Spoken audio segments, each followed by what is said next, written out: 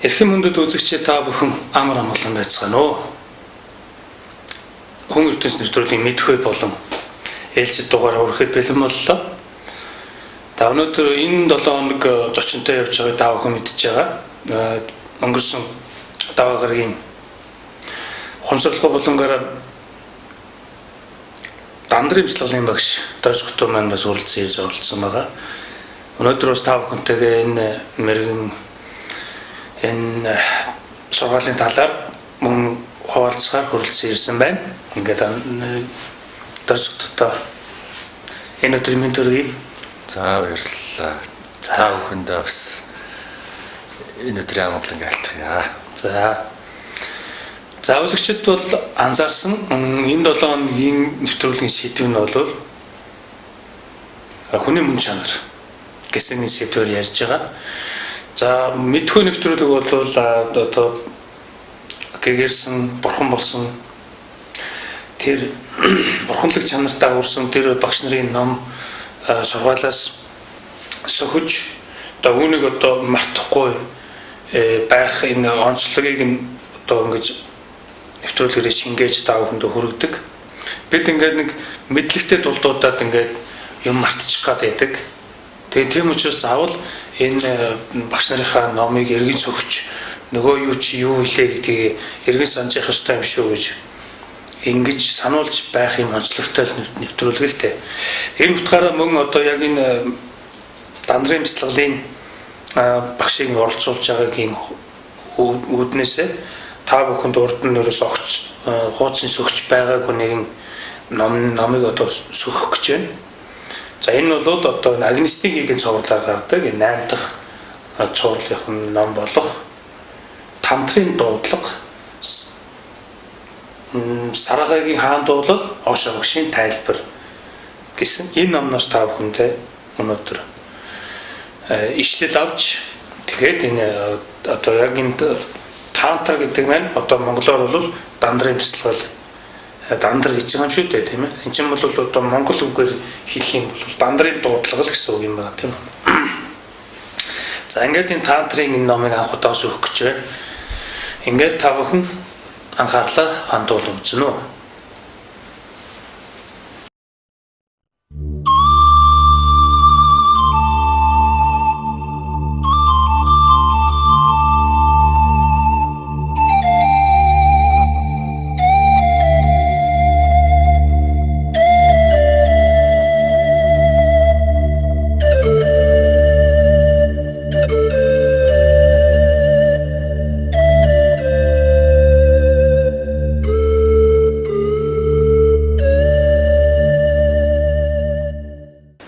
За энэ Тантрын дуудлага юм номноос ингээд сөхий. Тэгээд хоёлаа энэ номон дээрээс үүдээд энэ үг өгүүлбэрийг тайлбарлах маягаар гэн нэвтрүүлгээ явуулж идэг үү.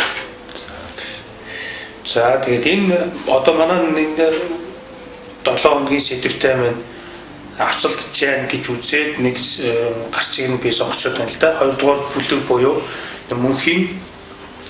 мөнхийн аршаан чинийх гэдэг энэ бүлгийг нь сөхөд ингээд уншиж эхнээс нь уншиж байгаад тэгээд ингээд ярилцъя.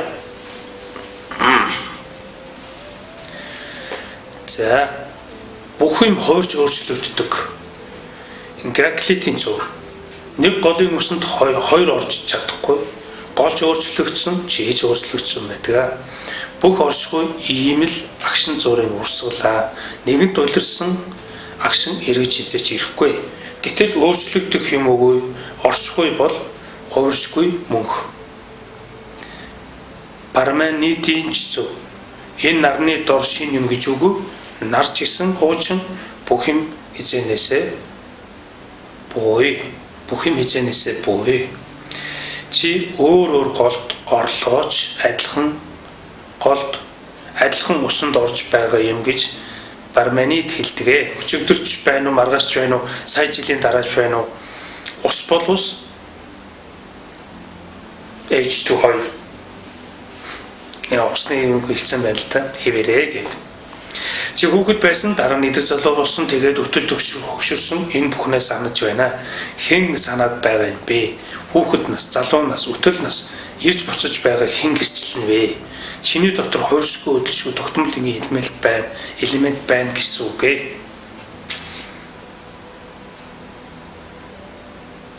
Одоо би хэлье. Тэгээ Гераклит, Парменид хоёулаа зөв. Гэхдээ хоёулаа цог байж л зөв шүү. Гераклит дангаараа хагас үнэн, Парменид дангаараа хагас үнэн. Хагас үнэн бол үнэн биш. Хурд дугуй эргэлдэж байхад гол бол хөдөлгөөнгүй байдаг. Парменид бол булын тухай ярьж, Гераклит хурдны тухай ярьжээ. Гол булгүй бол хурд тогтохгүй, эргэх хурдгүй бол гол булны хэрэг юу ах вэ? Тэгэхээр Гераклит, Парменид хоёр дайсан биш холбоотон юм аа. Нэг нөгөөгөөрөө орсон тогтнох аргагүй. За ингээд л эхэлж байна л да. За яг энэ Гераклит, Парменид гэдэг хоёр хүн бол ингээд энэ хоёр үнээ одоо үзэл онолыг хашааш ингээд ярьж байна л да тий. За энэс миний асуудал нь юу гэхээр энэ нэг голын усанд хоёр удаа орохгүй гэж тий. Орж чадахгүй. Гол ч өөрчлөгдсөн, чи ч өөрчлөгдсөн. Эндээс эхлээд тайлбараа өгөх үү. Манай энэ Дандрын дуудлагын Агнестийн гэгээ цувралыг эрхэлж байгаа одоо хүмүүст одоо Бадрал багш нартай маш их талархснаа илэрхийлье. Юуны юм. Тэгээ та бүхний энэ гаргадаг одоо энэ бясалгал одоо бусад бүх өөр цувралууд ч үүдэж шүү дээ. Ариусгал 8% тэгэл энэ Агнестийн гэгээ тэр энэ бүх номууд маань одоо Монголынхаа ард түмэнд энэ агуу зүйлийг амсуулахын тулд одоо нойр хойлоо хасаж ийм сайхан төрөлийг төрөвсөн, орчуулсан тэр бүх хүмүүст юу баярлах хэрэгтэй. За тэгээд энэ Ошо багш маань болохоор бол одоо Дандрын ёсны агуу их багш. Тэгээд бид нар болохоор Ошо багшигаа энэ бомбын ерөн Майтри эрнийг одоо ухтаж төрсөн Майтрийн нэг хувилгаан дээр гэж одоо шүтэж явдаг. Тэгээд Ошо багш маань энэ бүх философиудыг нарийн ингээд харьцуулж бид бүхэндээ одоо ингээд маш хөгжилтөө зарим нь ингээд ухааруулсан янз бүрээр онгоонууд хүртэл ингээд ашиглаад бүх зүйлийг ашиглах замаар бидэнд ингээд үнэн гэдгийг ойлгуулах одоо бүх хүчээ үүнд одоо бүх амьдрал энэ насаан зориулсан тийм агуу багш маань байгаа юм л да. Тэг хөгжилтөж байдаг. Тэр хөгжилтөө ярианда маш гүн гүнзгий утга агуулгыг бас дурдж ингэж чаддаг юм. Онцлогтой багш л та. Саний Ошо багш авсан энэ яриан дунд ишлэл дунд хоёр туйлыг авч үзсэн байна л да. Нэг нь болохоор бол одоо Гераклит гэдэг идеалист тал. Пирман гэдэг метафизик тал. Юу ч өөрчлөгдөхгүй. Нэг нь болохоор өөрчлөгдсөн хоёр туйл. Ошо багш ерөнхий ингэж авж байгаа одоо энэ жишээнүүд нь болохоор бол айл туйлаас нь ижил хэмжээгээр авч хооронд нь харьцуулаад бүх эцэст нь нэгтгэж чаддаг тийм агуу. Жишээлбэл алт хатуу, ус зөөлөн, алт ус хоёрыг нийлүүлж ярьж чадах тийм агуу хүчтэй хүн бол Ошо багш байдаг. Бид болохоор бол энийг одоо ингэж Ошо багшийн ярихад бол хэцүү. Яагаад гэвэл эвлэж өгөхгүй. Гэтэл Ошо багш өөрийнхөө одоо зүүн биелэг мөн чанар одоо өөрийнх нь бурханлагын шин чанараар эртний ал хэмч гэж үүдэг шүү дээ тийм алтыг жирийн металлыг алтуулдаг. Тийм иж шидийн одоо энергийг эзэмшсэн хүн учраас тийм түүнтэй тэнцэх гэж хэлэх юм л да. Тэнцэх иж шидийн тийм энергийг эзэмшсэн учраас хоёр өөр туйлыг ингэж нэгтгэж чадчихна. Сүүлд нь эцэст энийг нэг болгож чадчихна тий. Энэ хоёрын хэн зөв гэдэг нь үнэн. Яагаад гэвэл за бүх юм өөрчлөгдөхгүйгээр бүх юм өөрчлөгдөв. Цаг хугацаа тутамд тий өөрчлөгдөв. Яагаад гэвэл энергиэс үүссэн учраас. Энерги чинь хуримтгай чанартай. Бас л одоо бидний дээр өгүүлсэнчлэн энерги бол үүсэхгүй, устдахгүй гэсэн ухагтхан дээр харин хэлбэрээ өөрчилдөг гэдэг ухагтхан дээр явж байна. Энэ болохоор бол энэ ухагтханы энерги хэлбэрээ өөрчилдөг гэдгийг нь Гераклит хэлж байна. Пирамон болохоор л устдахгүй гэдэг талыг тий. Тэгэхээр нэг томьёол бол одоо физикээр бол нэг термодинамикийн 3 хуулийг салгаж авч хэрэгсэн. Энэ бол нэг дүндээ бол нэг хууль. Энийг л сайхан одоо өгүүлж хүүрнсэн байна даа багш маань.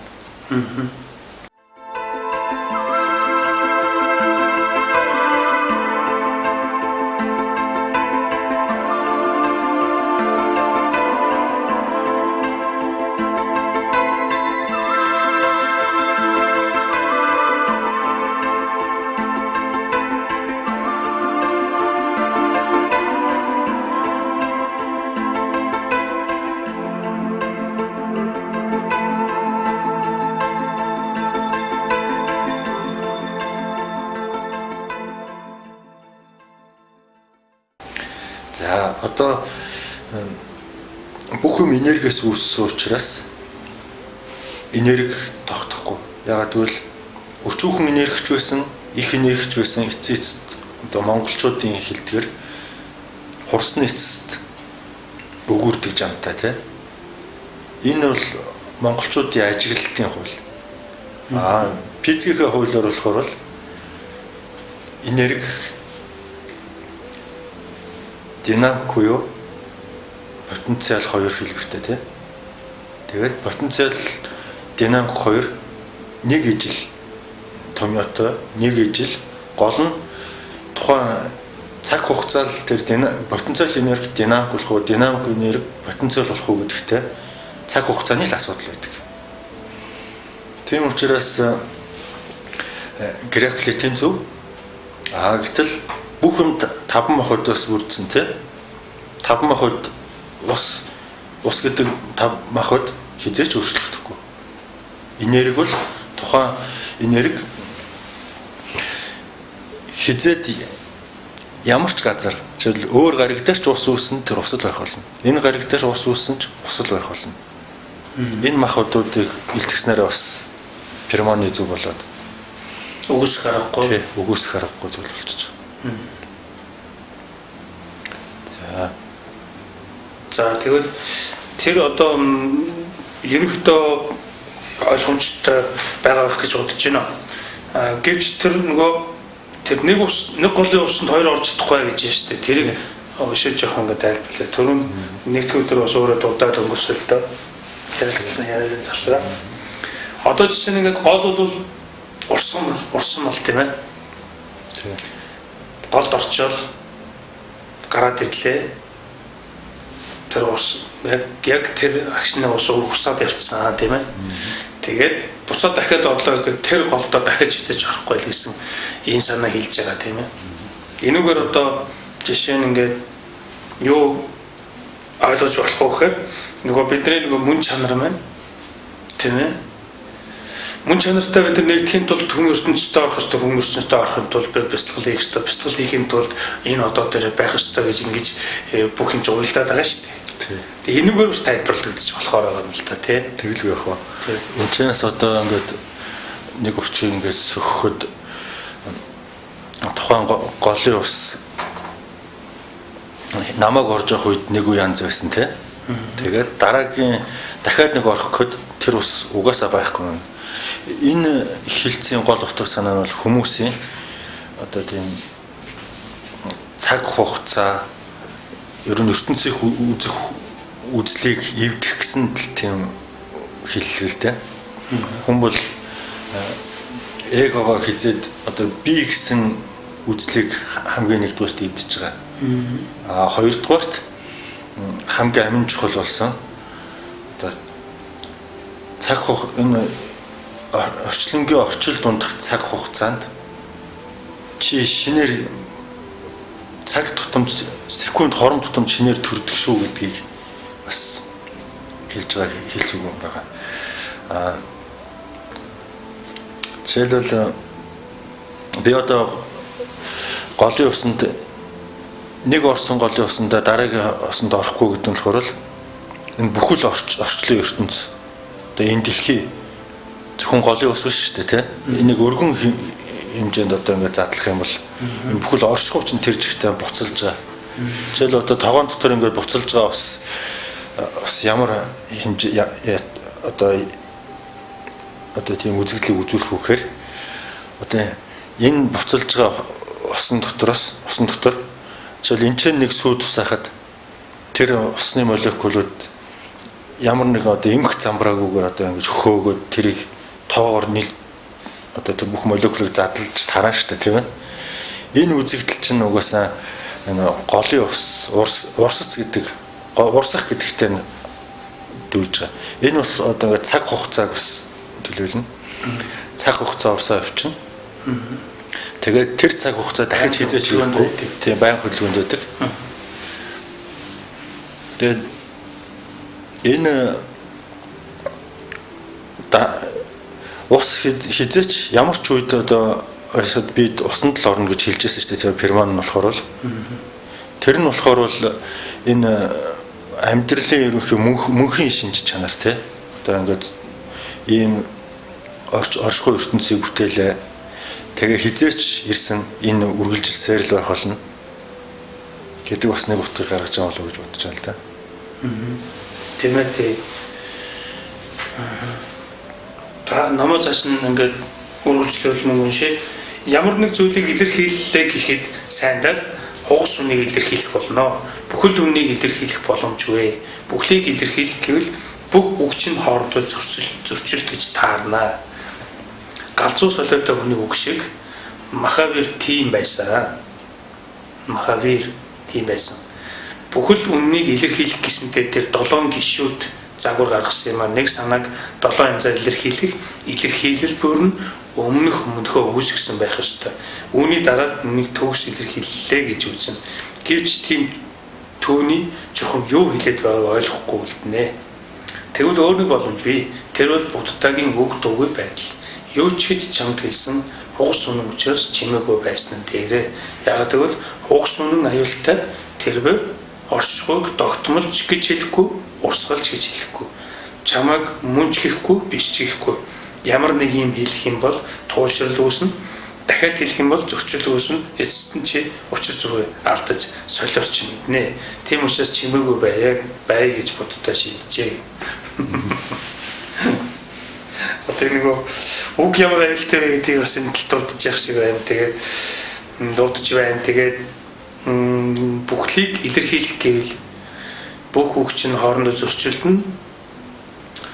Бүхэл үннийг илэрхийлэх гэсэнтэй тэр Махавиргийн талаар жишээ авчлаа тийм ээ. Буддаа Махавир хоёрыг харьцуулаад ингээд хэлж байна. Ер нь одоо мөн чанараа эрж олох гэдэг маань одоо нэг мэдхгүй гэж нэг юм ойлголтын хүрээнд зарлаа гэж авч үзэх гэдэг оролдъё тийм ээ. Мэдлэг гэдэг нь одоо ингээд та бол мөн чанартай тийм ээ. Таны мөн чанар бол устж өгөө болохгүй. Тэгээд одоо үсэж бий болдоггүй гэдэг ингээд хэлж чинь тийм ээ. Энэ бол мэдлэг юм тийм ээ. Энийг мэдхгүй болохын тулд яадаг уу гэхээр нөгөө хүн чинь бас дотгошоо орох ёстой тийм ээ. Тэгээд дотгошоо ороод тэр мэдлэгийг мэдхгүй болох тэр ажлыг хүн өөрөө л хийх ёстой тийм ээ. Тэгж хийдэг юм яаж тэгж хийх вэ гэхээр нөгөө мөн чанартай нэгдэж мөн чанарынхаа тэр асуултаа одоо мөн чанартай тавьснаар тэр нь хариулт нь ирнэ гэж тийм. Энийг одоо бас үзэгчдэд маань нэлээд жоохон тайлбарлаж өгвөл бас их зүгээр байна л да. Мэдлэг гэж үг нь явж ирсэн. Энэ нэвтрүүлэг маань. мэдлэг гэж бэлэг овны мэдлэг гэж явж байгаа.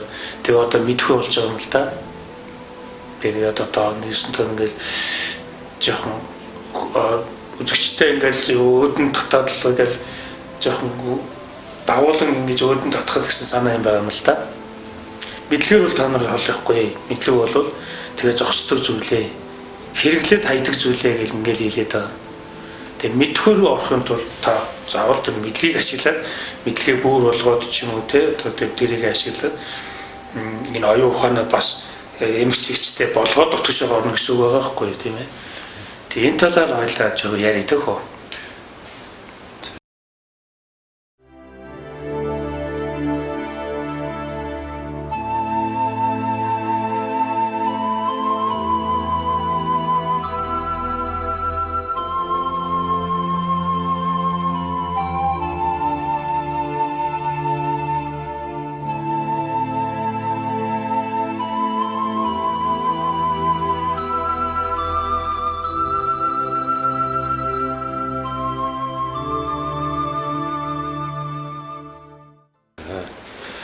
Одоо Бурхан багшийн хэлсэн үг гэдэг л да. Номыг салмагт ашигла. Ном гэдэг бол мэдлэг. Цаасан дээр бид нар дамжиж ирж байгаа мэдлэг шүү дээ, тийм ээ. Тийм учраас таны хэлдэг үс зөв.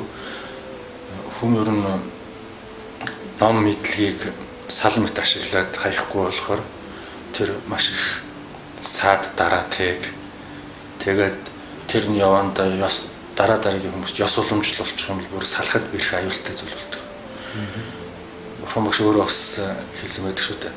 Та бүхэн энэ үертэй ширүүн голыг салаар гаталчаад энэ амьд минь орсон сал юм байна гэд үүрээд цаашаа эрэмтлэг тэр салыгаа дээр үүрээд гатлах гэвэл өөрийгөө туйлдуулсан тийм асар хэцүү зүйл болно шүү. Тийм учраас усгүй газар л заваа үрээд яваад байх гэдэг шүү дээ. Тийм болохоор мэдлэгийг орхих цагт нь орхих, хэрэглэх цагтаа хэрэглэх юуныг сайн анхаарах хэрэгтэй байдаг. Одоо жишээлбэл мэдлэггүйгээр одоо хүүхэд нялх байхаас ихсүүлэл өгсөл одоо тэр ээж аавынхаа хараа хяналтанд одоо тийм нарийн сайхан одоо тэр мэдлэгээр дамжиж одоо эцэг эхийн турш хөндлөөсөн мэдлэгээр дамжиж бие хүн болдог байхгүй тийм. Бас тийм баг учраас мэдлэг хөндлөөж хэрэгтэй тийм. Биеэс хувь хүн болно. Энэ бүхэн чинь мэдлэг хэрэгтэй. Бясалгалч хүн ч гэсэндээ ялгаагүй яг үнэндээ хүүхэд өсөж томорч одоо 90 цент хүрэхтэй ялгаа байхгүй бясалгалч хүн бас хэрэгтэй байдаг. Тэгээд тухайн мэдлэг одоо гарт нь ороод ирсэн тохиолдолд тэрийг байнга санаад байх бол одоо өөрийнхөө яг одоо жинхэнэ мөн чанартай орж эхлэх жахад наагур нэг мэдлэгийг байнга санах эсвэл шинээр нэг мэдлэг зохиох гэсэн зүйлүүд болохоор саад болж эхэлдэг л да. Энэ болохоор шижир тунгалаг одоо мөн чанартайгаа яг одоо цагтаа хамт байхад тэр мэдлэгч болохоор өнгөрсөн эсвэл ямар нэгэн орчинд нөхцөлдөж бий болдог байхгүй юу тийм.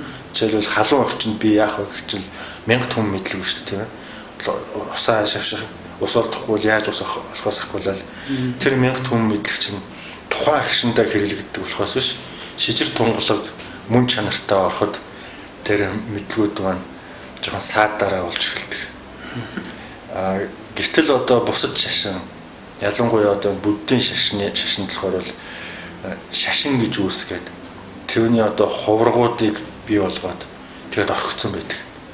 Тэгээд бясалгал йог хийгээд тэр дундаас манай лавнаар тэгээд бусад одоо шашны лавнаар ч гэсэнтэй одоо мөн чанартайгаа нэгдэж одоо тэр гэгэрлийг олдог байхад зарим хэсэг нь болохоор бол яад вэхээр одоо зүгээр л хашаанд ном бичгээд орхицсон шиг болоод тэрэг ном зохиодог. Бүр одоо яг одоогоор анхлан орж байгаа шав бол за нэг насаараа үзээч барахааргүй асар том хөлгөн судруудыг зохиоцсон гэдэг. Тэр агуу хөлгөн судруудыг юуны тул зохиосон гэхээр тухайн шашны тэр хүн өөр хийх ажилгүй болцсон тийм. Тэгэхээр ном бичиж яадаг, мэдлэг түгээж яадаг. тэр анхлан суралцагчид маш их хэрэгтэй л дээ. Тэгээ яванд энэ гүнзгий шатанд орохоор тэр орхоод явж явах хэрэгтэй. Орхих хэрэгтэй зүйл болчиход байдаг. Тэгээд тухайн хүн мэдлэгийг ингээд ерөнхийдөө дээд шатанд орсон ч гэсэнтэй одоо ямар нөхцөлд ургаж гарч байгаас тухайн үед одоо ямар нөхцөл болгон одоо амьдралын хэлбэр болгон өөрийг гэсэн давах тийм зовлон давах арга зам байдаг шүү дээ тийм ээ. Тэр арга замууд тийм байдгийн нэг адил дээд шатанд ч гэсэнтэй баг ч гэсэнтэй өөрийг гэсэн зовлон тасраагүй л үүж идэг. Тэрийг давах арга замууд нь болохоор бол гарч ирдэг. Тэгээд дээд шатны бяцлагчид болохоор бол тэрийг дотор өөрийнхөө мэдлэгээс авч яадаг. Одоо давдаг. Тийм болохоор тухайн хүний ашигласан одоо тэр зовлон давхад ашигласан тэр түлхүүр маань өөр нэг бяцлагчид явахт хэрэггүй мэдлэг байх талтай. Жишээл одоо халуун орн амьдэрдэг одоо бяцлагч байлаа гэхэд өөрийнхөө дур хүсэл ч юм уу те ямар нэгэн тийм шаардлагыг хялбархан давах орчин өөрөө те жишээл Монголд байх юм бол тэр халуун орных таарах тохирохгүй ч байх ч юм уу те жишээл энэ дээр болохоор мацаг барилт гээл асар том одоо тэр хугтгонууд орж ирэн л те эсвэл сахил санавар дээр гэл гэтэл тэр хүн өөрийгөө энэ хүүтэн орчинд энэ Монголын одоо юм хээр талд гэгэрхээс өмнө өөрийгөө алдчихгүй тулд тэр халуун оронд хэрэгжүүлдэг тэр механизмаас эсэргээрээ гажуу ч юм уу тийм техникүүдээс өөрийн гэсэн техникийг боловсруулж бий болох хэрэгтэй. Тийм учраас өөртөө итгэл өөрийнхөө яг тохирсон мэдлгүүдийг ашиглах хэрэгтэй байдаг.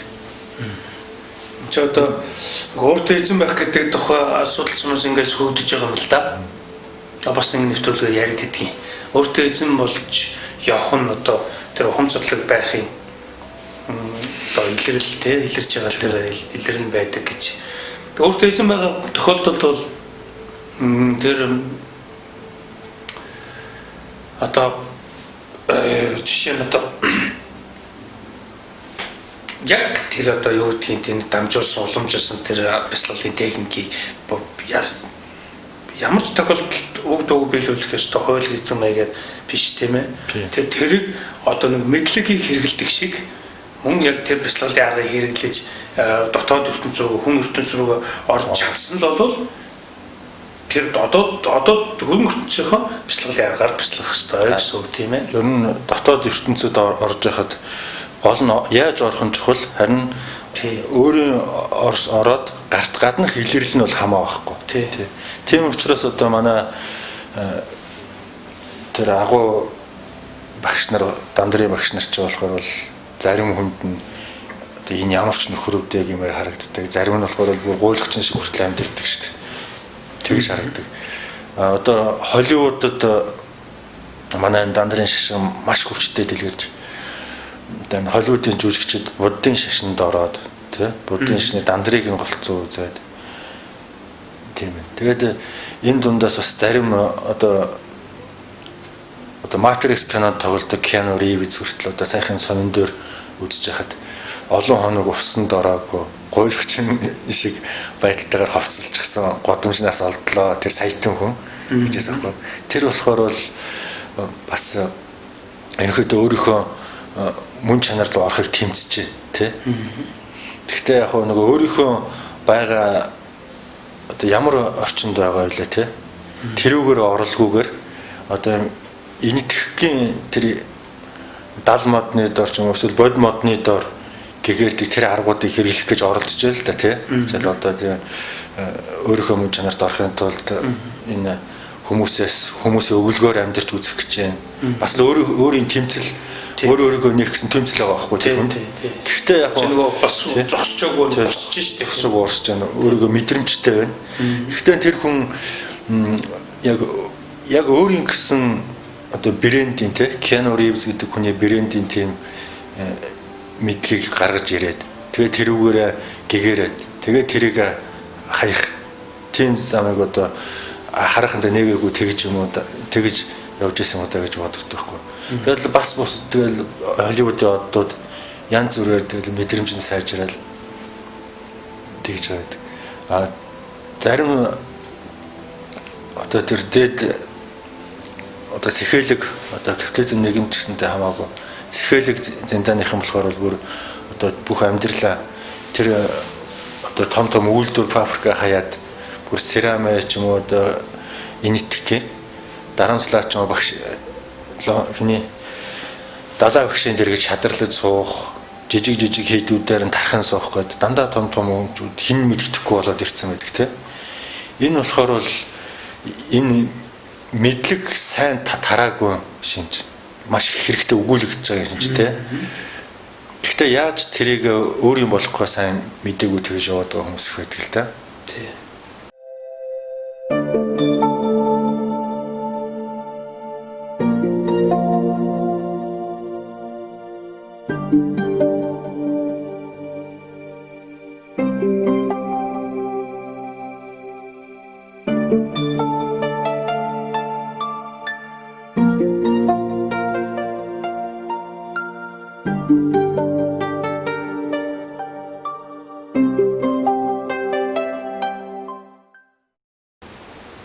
Ерөнхийдөө ингэж тайлбарлагдаж болно тийм ээ.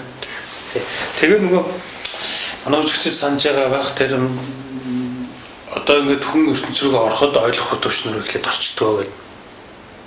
Юм тэгж ярьдаг юм л та. Тэгээд тэр нь болохоор нөгөө мэдлэгээс мэдхүг дамжаачууд нь ойлгох төвшин гэсний юмруу орж байгаа гэж байгаа юм л та. Тэгэнгүүт нөгөө чинь ойлгож байгаа тийм ээ. Ойлгож байгаа. Одоо мэдлэг биш тэр бол ойлголт болоод ирлээ. Тэгэхээр ойлголт болоход нөгөө мэдлэг чинь тэр ойлголтод чинь зууралдаад тэг ингээд самууруулга төөрөлдүүлэх юм болоод идэв шүү. Тийм учраас хүн ертөнц рүүгээ ороход хамгийн төөрөлддөг хамгийн самуурдаг юм чинь өөрөө дотор самуурдаг өөрөө дотор төөрөх бий гэж болгоомжлуулж ингээд сануулж хэлдэг л дээ. Юу их өмнө бяцлалын арга сонгоод ингээд амьдрал бяцлал гэдэг чинь идрээд ингээд явж байгаа хүмүүст энэ анхааруулж ингэж хэлдэг. Тэр нь ингээд одоо өөрөө дотор орчоод ингээд самуурах шалтгаан болвол ингээд ийм нас болдог гэж одоо сэтгэл бодол сэтгэхгүй ухаан гэх ингээд зүсэн зүйлээс болдог гэж ингээд ярьдаг те. Гэвч хамгийн гол асуудал нөгөө хүн өөртөө эзэн болов ухамсарлаг биш байдлаар тийм ээ. Ухамсарын тийм сэргийг байдлаар асуудал тандаагүй байдаг учраас нөгөөх чинь юу намайг яагаад тань миний нөгөө мөн чанарын дуудлага мөн чанарын тэр тохио сануулга маань хаана байна гэдгийг ингээ ялгаж салгахгүй болчиход байдаг. Тэр мэдлэгээр ошоо өсч гэсэн хэлсэн байдаг л да. Мэдлэгийн тулан болсон тохиолдолд бол үнэхээр хэцүү, түүнээс гарах хэцүү байдаг гэл тээ. Тийм. Одоо энэ нэг жишээ нь болохоор бол Нарава багш байсан л та.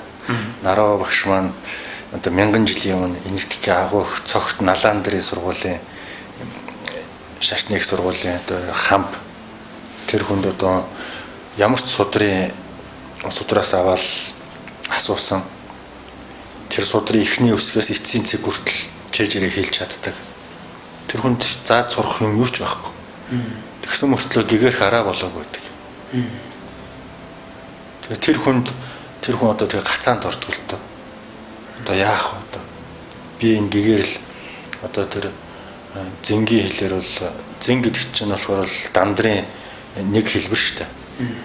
Одоо Японд ирсэн дандарч ихлээд бод дарма багш хятад руу чан гэж оруулаад чан чин цаашаа Монголын их эзэн Чингис хаан Хувлаа хаануудын хааны байлдан дагуулалтын үеэр Японыг байлдан дагуулах үед чангийн хідэн лам очиж Японд бяцлал хийгээд Японыг аварж тэр бурхны салхи гэдгийг босгож ирсэн байхгүй. Тийм учраас японочууд тэрнээс хойш чан гэдгийг араа чанга зүйл айлгаар хэлж чадахгүй шүү дээ. Нутгийн айлгаар зэзэн болсон. Ингээд дандар маань цаашгаа ингээд барууны орнууд руу ингээд явцсан тий. За тэгээд энэ дандрын бяцлал дандрын сургаал номууд чинь тэгж өгсөн байна. Ингээд Нарава багш ерөөсөн юуг болсон. Одоо заах хүн одоо яаж гэгэрх тухай хаалттай болж эхэлсэн. Тэгээ нараа багшид дарих дагнас одоо дотоод мөн чанарынхын илэрэл одоо тэр дарих байдлаар өөрт нь харагддаг тийм үе байдаг л та. Шинжлэх ухаанд болохоор өөрийгөө харах байдал ч юм уу өөр хүний харах байдлыг өвчин маягаар үздэг шээ. Зарим шид хүчээр бясалгасан хүмүүс болохоор бол тэр дарих одоо хөндлөнгийн хүн байна шүү дээ тийм ээ. Тэр харагддаг.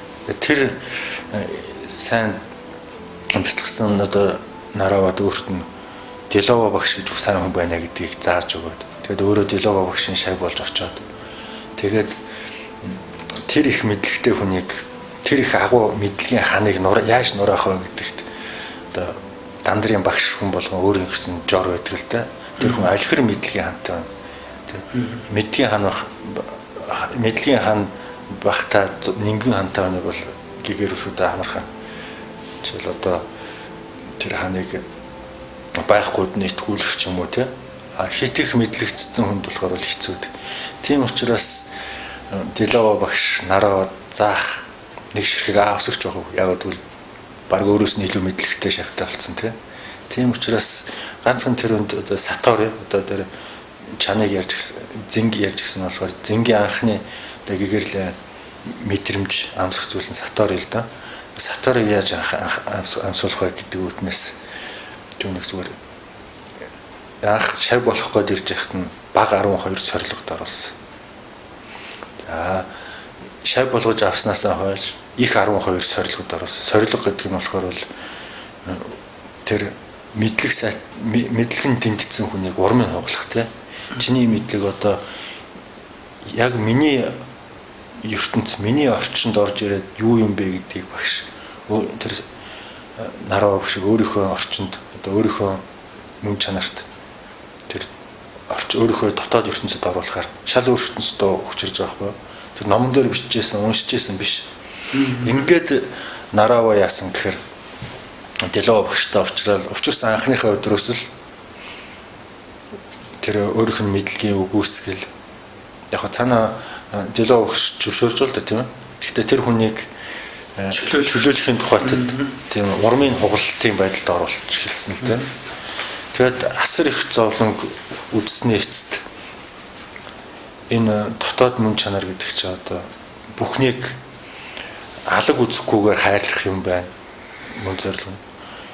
Би зөвхөн энэ дотоод мөн чанартай шингэж ижил гэгэрэл гэдгийг мэдэрх юм байна. Хайр гэдэг бол бүх зүйлд байд юм байна гэдгийг урмаа хугалуулж олж үзсэн байхгүй юу. Тийм болохоор мэдэх гэж их зовсон, тэрнээс салах гэж их зовсон. Тийм учраас одоо ингийн бяцлаж эхэлж байгаа хүмүүс болохоор бол ерөнхий энэ мөн чанарынхаа карказыг одоо Оошо багш ч юм уу одоо Шири Чимо багш ч юм уу Шири Рави Шанкар гэл одоо урч ариавлын бяцлаглын Чинхаа багш ч юм уу тэдний сургаалаас ерөнхий карказаа олж аваад тэгээд өөрийнхөө биеийг номын бие болгох хэрэгтэй байхгүй. Ингээд энэ номын биеийг олохыг чинь маш эртнээс одоо нэгээд байгаа юм шиг л те. Энэ чинь одоо санскрит хэлэнд бол Дармакая гэж байгаа юм л да. Одоо монгол хэлээр болохоор л мөн чанарыг бүхэн шингэсэн номын бие гэдэг юмыг олох гээд байгаа. Ингэж номын бие өөрөө олоод мэдлэгээ сайн мэдлэгийн зөв чиглэлд нь ашиглаад орхих цагт нь орхиол дараагийн мэдлэгийн бүхэд суугаад ингэж орхиж явдаг. Гэтэл одоо манай одоо шашинд ерөөхдөө шашныхын гэсэндээ мэдсэн байдаг л да. Жишээлбэл одоо богд багш одоо 8 дугаар богд маань ингээд 4 уулын санг ингээд уншаал энэ 4 ууландаа хүчнтэй байх юм чинь өөр нутгийн овоонд унших юм бол тэр нутгийн уул ус нь хүлээж авдаг байдаг гэл те. Энэ мэтэр зөвхөн тухайн орчинд үйлчлэгээтэй тийм номлолуудыг гаргаж ирсэн. Ерөнхийдөө анхлан суралцж байгаа одоо энэ бяцлагч бай, шашныхын ч бай ерөнхийдөө анхны шатных нь юмтай тийм ингээл ноцолтчдаг. Тэгээ сүүлдээ тэр нь болохоор зүгээр л нэг хүний өөрийнхөө проблем эсвэл хэн нэгний проблемыг одоо тэр гэгэн зүгүүд цагаан зүгүүдийг ашиглаж дарж өгдөг тийм гүрмэл хийдэг хүн болчих гээд байдаг байхгүй. Тийм учраас засал хийдэг гүрм хийдэг болчих гээд. Тийм учраас тэр засал хийж байгааг чинь номон дотор болохоор бол анхны суур мэдгэдэгхүүнүүд нь байгаа. Тэрийг хэн ойлгодог вэхээр бясалгал хийж байгаа би ч ойлгохгүй. Тэр чинь эртний хэллэгээр үчигдсэн тийм болохоор тэрийг нарийн биетэнгүүд их сайн мэддэг. Тийм учраас тэрүүнд баясдаг миний уншсан номонд. Би юу ч мэдэхгүй ингээл уншиж чинь. Тэнгүүт одоо биднийг тоороо лата 5 тэнгэр, ла 5 тэнгэр мэтийн тэнгэрүүд баг шүү дээ тийм ээ. Тэр чинь баясаал энэ номыг уншуулахад одоо энэ зэд барьсан мөнгө төгрөг өгсөн одоо энэ зовлонтой хүнд одоо туслыг ингээл тусалчдаг байхгүй. Гэтэл тухайн уншаал дуустдаг тэр уншсан хуврагт юу ч үлдэхгүй те. Харин шал дэмий юу одоо энэ номыг уншсан хүнд тусалсан гэдэг одоо дурсамж үлдээл тэр дурсамж нь мэдлэгтэйгээ нийлж дээр нь дараал тийм ингээд жоохон амьдрах одоо бяцлаглалын орчных нь амьдрах орчин бохирдож эхэлдэг л те. Буйнаар бохирдож जैन, нүглээр бохирдож जैन. Бас дээрээс нь мэдлэгээр бохирдоод эхэлждэг. Тийм учраас аль алиг нь те яг буйнаа хийн үү, нүглээ хийн үү тухайн хүний хэрэгжтэй те. Тэгээд тэр мэдлэгээ аавна. Энэ бүхэнд нь хэрэгцээтэй үед нь ашиглаад энэ дээрээс чинь бас дахиад хүн өөрөө энэ дээрээс нь яг жинхэнэ бас дахиад нэг мэдлэг үүсч гарч ирж байгаа бол яг цаг хугацаанд одоо түрүүний одоо Гераклитийн хэлжсэн шиг тийм нэг голын өсөнд хоёр дахин хүн ордгүй гэдэг үг чинь тэр байхгүй юу? Тэр юм шиг би буян хийсэн гэдэг тэр буйнаа яг бодитод итгэх юм бол нэг голын усандаа дахиж орох гэдэг байдал л да. Тэр буян чинь тэргүй тэр тухайн цагийн юм байхгүй тий. Гэтэл хүн эгогоор хийсэн болгоно би өөрийнхөө зөв би өөрөө хийсэн гэдэг эго чинь ингээл дүүхэлцэл босоод ирлээ цойлол босоод байна. Энэ өөрөө ингээд цороож гарч ирж байгаа эго бол хинт ч дийлдэхэргүй байдаг. Тэгээд бүхнийг өөртөө хамруулж эхэлдэг. Голын ус урсныг эго анзаардгүй ерөөс. Хүлээн зөвшөөрдөг. Энэ байдлаас болоод хүмүүс ч одоо зовж эхэлдэг байхгүй. Тийм учраас Бурхны шашны хамгийн эхлээд бие үзлийг дараа гэдэг нь болохоор энэ байхгүй. Тэгэхээр бие үзлээ дараа гэдэг хар чинь ямар нэгэн мэдгэдэггүй арга техник хэрэгжилж ижил бие үзлээ дарахгүй бол шууд одоо бие үзлээ дарж чадахгүй шүү дээ, тийм. Ингийн тулд юмны дотоод гүн рүү нэвтрэх одоо мэдлэг хэрэгтэй байдаг. Яа тэрийг нэвтэрсэн бол тэр ном чинь эготойгоо хамт үлдэнэ гэсэн үг. Ингээд тухайн проблемыг давах арга чинь тухайн проблемтойгоо хамт үлдээж явдаг. Тэрийг мэдлэг тий. Мэдлэг чинь тэгж орхигддог байхгүй. Гэтэл хүн тэр мэдлэгийг за дараа хэрэг болж магадгүй гэж тэмдэглэж авч явал нөгөөх нь зузаасаараа тэрэг бүхэл бүтэн тэрэг ном болчихно. Тэгээд шавьдан тэрэг бөө тэр дараа болоод тэгэд үнэхээр шүтдэг шавнар нь тэрийг нь багшийн үлдээсэн юм гээд уншихаас өрөхгүй болдог. Тэр нь тэгээд хүүхэд нохоон тоглоом л байдаг л та. Тийм ээ.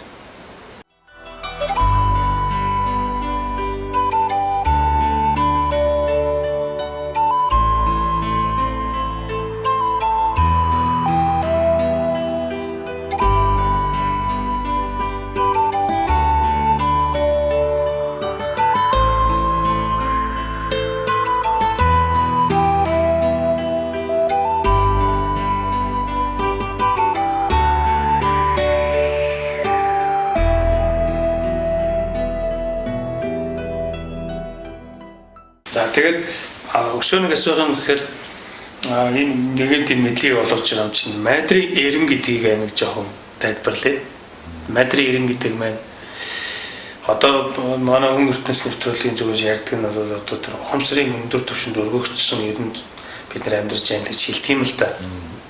Тэгээд энэ маань одоо тэгээд нөгөө мадрийн эрен гэдэгтэй яаж уялдахаар байна уу гэдгийг тайлбарлавал. Мадр бурхан гэж одоо анхны бяцлагч Матрия гэдэг бяцлагч байсан л да. Тэрийг бурхны одоо нэг дүр гэж үздэг. Энэтхгийн нэг ойд тэр хойд мужийнх нь ойд амьдэрдэг байсан нэг бяцлагч байдаг. Тэгээд ном зохиолд тэр Матрийн тухай бичсэн байдаг л да. Ингээд тэр хүн бүхнийг хүлээн зөвшөөрдөг тийм сайхан бяцлагч байсан. Тийм учраас тэр хавийн одоо ядуус тэгэл нохоо шувуу хүртэл тэр хүн дээр ингээд цугултарсан. Тэгээд өөрөө нэр хүндтэй учраас өглөг их хэрдэг, хоол ундны өглөг хэрдэг. Тэгээд дундаа нэг идэвхтэй.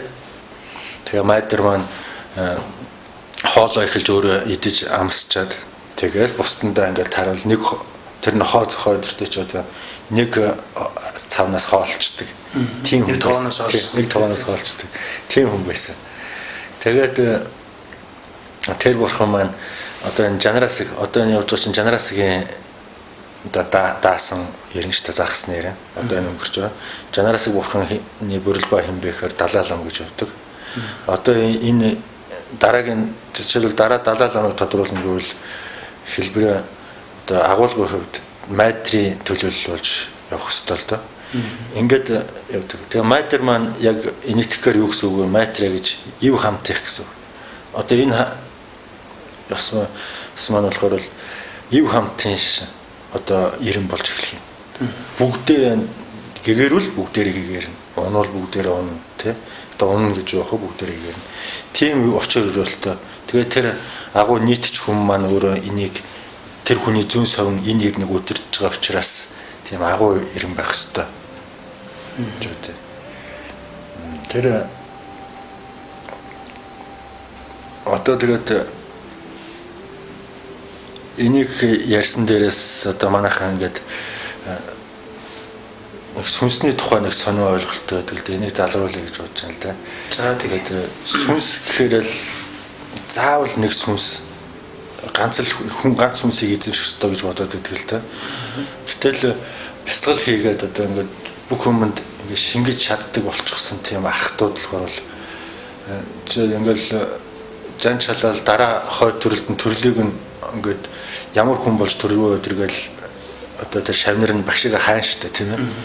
Тэгэхээр тэд нэр нэг хүн болоог байдаггүй. Ягаад гэвэл тэр ягаад гэгэрчээд энэ ертөнцид дахиж төрөөд байгаа юм гэхээр би энэ хамаг амтныг одоо эцсийг нь хүртэл хамт байя гэсэн тийм тангараг тавьсан бол тэр тангарынхаа дагуу тэр чинь үүлийн үр гэсэн үг шүү дээ тийм ээ. Өөр ямар ч үүлийн үргөө амьдарч байсан мөртлөө тангараг дээр үндэслэж иргэд төрдөг. Энэ болохоор бол одоо манай 9 дугаар үед бас Далай лам ч гэсэндээ энэ үзэгдэл ажиглагддаг. Одоо 14 дугаар Далай лам байж шүү дээ тийм ээ. Тэгээ ингээд шавнар нь үзэхээр хэдэн мянган хүн болцсон байдаг шинээр төрсөн.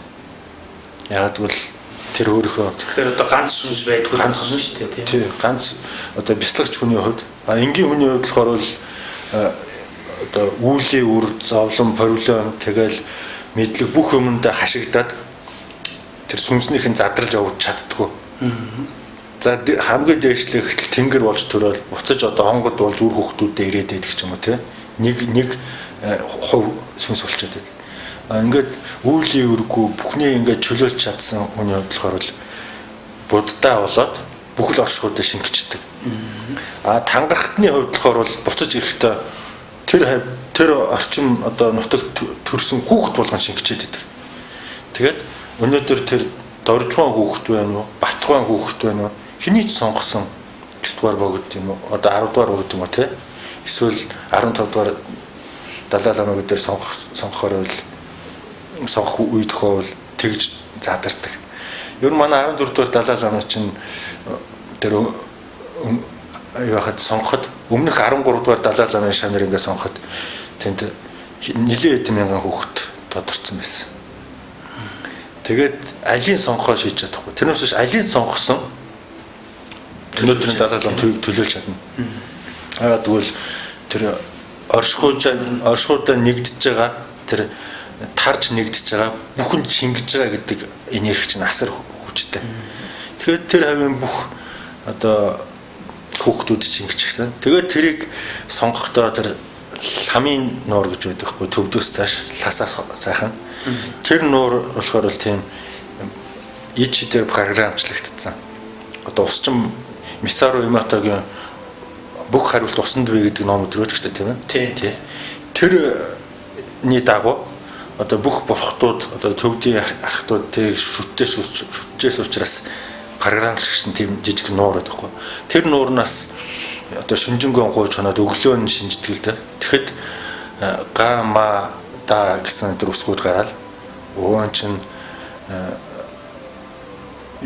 тэр Далай ламын төрөх газрын нэрний эхний усгууд байна. Бараг эцгийнх нь эхний төр усгууд байна гэдэг. Тэгээ сонгож байсан л та. Одоо ингэж сонгодог байхгүй. Тэгтэл одоо энэ манай стурогд одоо хойдор одоо гарч байгаа бүх хүүхдүүд шин. Яг л тэр энгийн хүн биш байсан. Агуух бясалгалтай байсан тий. Бид нар мэдэн шүү дээ тий. Одоо 28 оны үед тэр энийг мэдэхгүйгээс болж их сонь юм яриад байдаг хүмүүс. Одоо тэр 20 оны үед чинь Монголд нэг дөрн байсан юм лээ. Тэгээд улаан ногоо малгайтнууд аваад алгуулчихсан юм аа. Наад төвдий чинь наад лам чинь биш тэргээд ярьдаг. Энийг ойлгоогүй те. Яг тэгвэл тухайн бүс нутаг те. Хятад төсөлд одоо тийж ярьдаг л да. Төвд Монгол, Хятад энэтхэг гурван одоо энэ бүс нутагт одоо энэ Төв Азийн бүс нутгууд нутагт одоо 8 дугаар өгд маань задраад таран байсан байх нь одоо тийм шингээд тэр шингэсэн нь бүх хүүхдүүд шингээд хэний сонгосон болохоор болсон байхгүй. Тэгээд яг Монголд нэг хүүхэд шидээ үзүүлээд эхэлснийг нь ногоо малгайтууд барьчих. Төвдийнхийг болохоор хинч бариагүй том болчих. Тэгээ бусад нутгуудаар төрсөн. Одоо та бид нар ч гэсэндээ тэрний хойтын дүр ч юм уу те. Бүгд одоо Монголд яар шингэсэн байж магадгүй. Тийм байдаг. Ер нь 9 дугаар богцтой ирээд хувилгаанаараа ойролцоод хүмүүс одоо ч гэсэндээ өгчүүл амьдарч байдаг байхгүй. Би тэгээд энэ 9 дугаар богдын нэг дүр муу юм да. Яг төвд хүнийг бид нар шүтсэн ч гэсэндээ те. Ингэж одоо задрлын хууль одоо хувь сүнсний задралын хуулиар ингээд тарсан. Гэхдээ тангарахтан биш байсан бол Монголд хайртай биш байсан бол тэр хүн бүх дэлхийд ингээд задарч штэ тийм. Тэгэхээр тэр хүн зөвхөн Монголын төлөө гэсэн зүрх сэтгэлтэй учраас тэр хүн татагдах юм байсан учраас ингэж төржөө гэж би боддог байхгүй. За ингээд энэс хойш хотготнуудыг хэн нэгнийг сонгосон ч гэсэнтэй тэр хүн хинч алддаггүй. Ягаад гэвэл тэр хүмүүс хэрвээ тэрүүнтэй өрсөлдүүлэх хүүхдтэй бол тэр чинь ч юм уу. Тэрэн дээр огт санаа зовох хэрэггүй шүү гэж энэ боломжийг ашиглаж хэлмээр байна л да. За тэгээ мэдлэгрүү байна.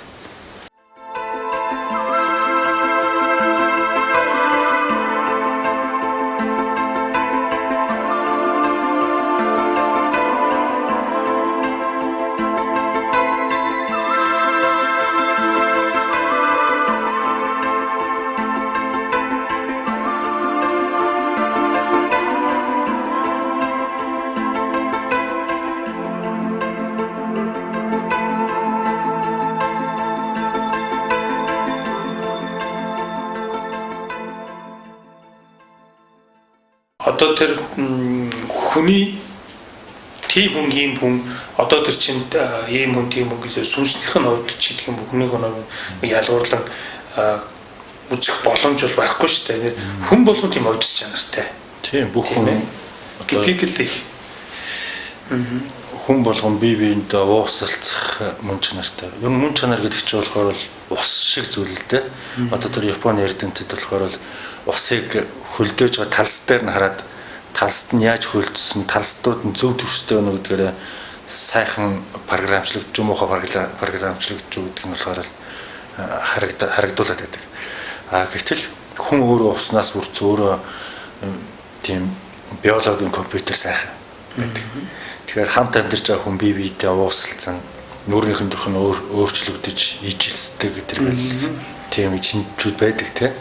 Гэтэл ийм програмчлах шинжтэй ийм сайхан биетэй хүмүүс маань одоо өөрийнхөө сүнсийг одоо зөв талаас нь програмчлагдуулахын тулд одоо сайн сайхан зүйл тэмүүлэх одоо энэ амьдарч байгаа орчноо өөрийгөө програмчлагдж байгаа гэж ойлгосон хүн болохоор бол юм ямар програмтай хүн болох уу гэдгээ өөрөөсөө зохиож эхэлдэг л дээ. Одоо жишээлбэл христийн шинжтэй бол христ шиг л болно тий. Буддаа шиг програмчлагддаг болно тий. Гэхдээ энэ програмчлалууд маань угаасаа юу тухайн хүний нэгэн цагийн дүр төрх тэг мөн чанартай орших юм бол энэ програмчлалуудыг сэт зохио цаашаа гарна. Энэ хүн төрлөختөн гэх чинь савлгаан дотор амьдэрдэг байхгүй. За мөн чанараа олоогүй бол их буйнд одоо туйлшрах юм бол энэ туйлд авчин тий. Тэгээд мөн чанараа орхичоод буйныг хийсэн бол тэр хооронд амплитууд одоо пиц гэлэр үүснэ. Одоо тий үсрэлт. Тэгээд мөн тэр буян хийсэн чигээрээ тэнд үлдэхгүй. Ягаад мөн чанар энд чамайг татчихээн те. Буян чинь тэр хийсэн буян чинь тэр хол яваад өгсөн. Тэгээд энэ насандаа ч юм уу эсвэл энэ насаар дууссаны дараа тэр наашаа явах л болно. Одоо мөн чанар руугаа. Тэгж явахдаа зогсож чадахгүй. Тэр энерги чинь савлж чинь. Тэгээд дараа насандаа ч юм уу эсвэл нэг хэсэг хугацааны дараа ч юм уу гим нүгэл хийж эхэлнэ те. Эсвэл ингэж алимж тэгснэ энийг зөвдөх арга бол зөндөө болно те. Би зөв буян хийс надад юу гарна вэ? Ингээл амьдрал үзье. Тэгээд учир зүггүй нүгэлтэн болно. Гэхдээ энэ болохоор бол ихэнхдээ насаараа явдаг л доо. Нэг насандаа агуугээ те. Нэг насандаа учир зүггүй аймаар амт те. Одоо хүмүүс хэлээ. Тэгэл хэрвээ хичнээн муу хүнч байсан гэсэн мөн чанараа олоод очих юм бол цаашгаа сэт зөхөж явчихна. Ингээд амьдрал дуусаа. Энэ ертөнцийн зовлонгоо сэтэлчлээ. Тэр зовлонго зогсоож байгаа гэсэн үг л дээ. Буян дээрээ очиод буянаа хийж явахдаа эн чинь юу гэлээгээд мөн чанараа олоод буянлагаар мөн чанараа анзаарч эхлээд ажил. Эн чинь зөвхөн л ажиглалтын л асуудал байхгүй. Ажиглаагүй тэгж хөөрснөөс л болж ингэж савлгаа үүсдэг байхгүй. Энийг ажиглахгүй бол буян дээр мөн чанараа олох юм бол цаашаа буянаараа сэцэх явчихна. Энэ орчлон тархаа явчихна. Гэтэл хүн мөн чанараа үлдээгээд туйлширснасаа болоод хичнээн буянд тэмүүлсэн ч гэсэндээ дараа насандаа нүгэл хийдэг хүн болдог л байхгүй. Ингэж савлгаа явсаар тэгээ нэг савлгаа нэг нас гэж бодоход дор хаяж нэг 90 юм уу 100 за их урт настай бол 100 шүү дээ тийм. Ингээ 100 жилээс савлаад хахаар тэр хүн яах вэ? Энэ ертөнцид байх одоо зовлон үзэх хугацаа нь ихсээд байна шүү дээ тийм. Тийм учраас одоо нэгдүгээр хүний мэрэгжил тэгээд хаашаа туйлширсан хамаа байхгүй. Хичнээн их нүгэл хийдэг хүн ч байсан. Гол нь мөн чанараа олох юм бол цаашаа энэ амьдралыг сэцэхөд эргээд энэ оршихуугаа гэрэлгээ цацруулаад одоо цойлох боломжтой л гэж хэлсэн. Окей. Тэгээд энэ дээр та вишөө нэмээд хэлэхэд амьдралыг гээд одоо тэр нүгэл буйны тэр савлгааны тэр юугаа амьдралаа ингээд зохино гэж байна шүү дээ. Энэ нь бол одоо амьдралыг дуусгах гэсэн үг биш л дээ үзэгчтэй. Энэ бол энэ насантай ингээд одоо амьдарч байгаа мөртлөө тийм ээ. Бид нэг насантай гэрж болно гэдэг утга юм шүү дээ тийм. Тэгээ энэ амьдрал амьдарч байгаа мөртлөө бид дахин төрсөн юм шиг болдог гэж ярьдгийн үчин тэр тэгээд дахин төрсөн байдлаар бид нар үлдсэн амьдралаа бид нар өшөө тийм энэ ертөнцийн бусдаа тийм гэрэлгээ болж ингэж үлгэр дуурайл болох энэ байдлаар ингэж амьдарч болох юм гэсэн ийм санаа явж байна. За ингээд энэ маань өөрөө бас мөн чанарлаг ийм ойлголт мөн чанарын тухай ойлголт. За эрхэм үзэгчдээ өнөөдрийн мэдхүй нэвтрүүлгийн цаг ингээд өндөрлж байна. Ингээд мөн чанар гэсэн энэ сэдв ингээд энэ 7 хоног ингээд дууснаа. За дараагийн 5 дахь өдөр мөн энэ сэдвээр иргэн уулзлаа. Түр баяртай.